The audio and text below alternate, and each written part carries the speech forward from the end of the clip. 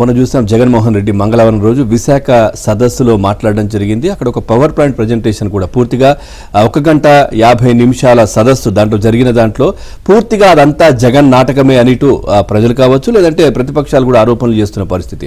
అంటే విజన్ ఒక 10 years అనేది పెట్టుకున్నారు. అంటే 1.05 లక్షల కోట్ల రూపాయలతో 10 years టార్గెట్ గా విజన్ పెట్టుకున్నట్టుగా జగన్మోహన్ రెడ్డి చెప్పారు. కానీ పూర్తిగా దాంట్లో పొందుపరిచిన అంశాలన్నీ కూడా గత ప్రభుత్వ హయాంలో వస్తున్నవే, ఎప్పుడో ఆల్రెడీ స్టార్ట్ అయినవే, ఇనాగ్రేషన్లు జరిగినవే, స్టార్ట్ కూడా అయినవే ప్రాజెక్టులు. వాటిని విజన్ గా పెట్టుకొని ప్రజలను మళ్ళీ మభ్యపెట్టే ప్రయత్నం జగన్మోహన్ రెడ్డి చేస్తున్నారనే విమర్శలు కూడా వ్యక్తమవుతా ఉన్నాయి. రైట్. మరోవైపు షర్మిల కూడా ఎక్స్ వేదికగా ఫైర్ అవ్వడం జరిగింది. సో 5 సంవత్సరాలు మీరు అధికారంలో ఉన్నారు, సో ఇప్పుడు లాస్ట్ మినిట్ లో మీకు 10 years విజన్ అని గుర్తొచ్చింది, ఇది ప్రజలను మోసం చేయడానికి కాదా అని చెప్పేసి ఆమె ట్వీట్ చేయడం కూడా జరిగింది. రైట్. ముఖ్యమంత్రి జగన్మోహన్ రెడ్డి విజన్ విశాఖ పేరుతో మంగళవారం నిర్వహించిన సదస్సు మొత్తం జగన్ నాటకమే అని విస్పష్టంగా రుజువైంది. సదస్సుకు సూటుబోటుతో వచ్చిన వారిలో అత్యధికులు పారిశ్రామికవేత్తలే కాదు, వీళ్లను తెచ్చి కూర్చోబెట్టారు. ఇక 1.05 లక్షల కోట్లతో జగన్ ప్రకటించిన విజన్ విశాఖలో 90% ఎప్పుడో మొదలైన పనులు జరుగుతున్నా, ఎప్పుడో ప్రతిపాదించిన ప్రాజెక్టులే ఉన్నాయి. వీటినే విజన్ అంటూ ఉదరగొట్టారు.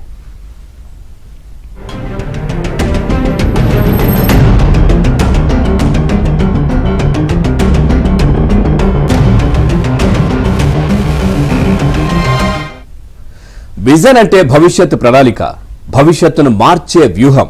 కానీ జగన్ తీరే వేరు. విజన్ విశాఖ పేరుతో ఆయన చిత్ర విచిత్ర విన్యాసాలు చేశారు. 40 నిమిషాల జగన్ ప్రసంగం, ఆ పైన మరో 50 నిమిషాల పవర్ పాయింట్ ప్రజెంటేషన్, మొత్తంగా గంటన్నరలోనే ఈ సదస్సుకు తెరదించారు.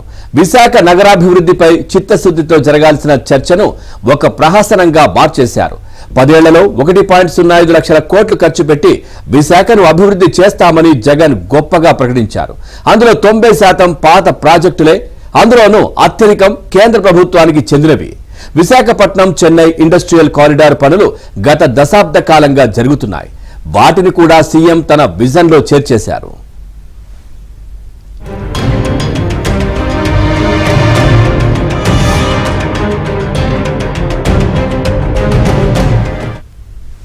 ఎప్పుడో టీడీపీ హయాంలోనే భూసేకరణ జరిగి శంకుస్థాపన చేసుకున్న భోగాపురం విమానాశ్రయాన్ని కూడా విజన్ కిందే చేర్చారు.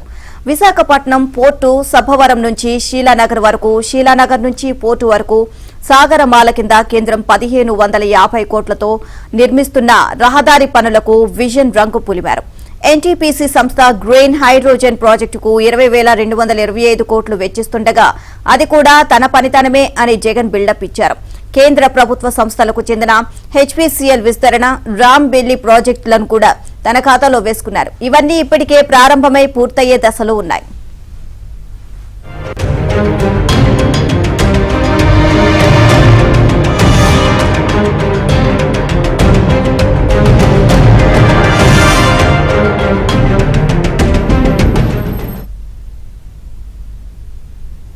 వీఎంఆర్డీఏ అధికారులు చెప్పి నోరు నొప్పి పెట్టి వదిలేసిన ప్రాజెక్టులను ఇప్పుడు సీఎం జగన్ తన విజన్ విశాఖలో ప్రకటించడం గమనార్హం.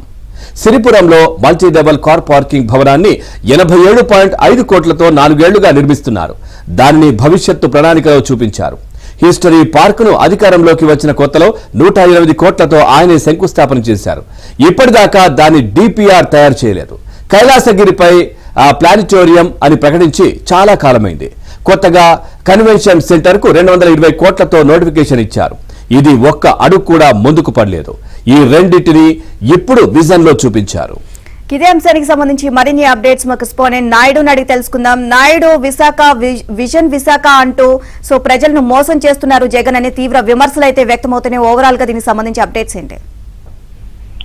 నీలిమ, విశాఖలో జగన్మోహన్ రెడ్డి మొన్న ఒక సమావేశం ఏర్పాటు చేసి విజన్ విశాఖ పేరుతో ఒక పవర్ పాయింట్ ప్రెజెంటేషన్ కూడా ఇవ్వడం జరిగింది. అయితే పవర్ పాయింట్ ప్రెజెంటేషన్ లో మనం చూసుకుంటే అంతా గ్రాఫిక్స్ అని మరొకసారి స్పష్టమైంది. అక్కడ ఇచ్చినటువంటి ఏదైతే గ్రాఫిక్స్ ఉన్నాయో అవి ఎక్కడ నిర్మిస్తారు, ఏం చేస్తారు అనేది ఇప్పటికీ తెలియనటువంటి పరిస్థితి.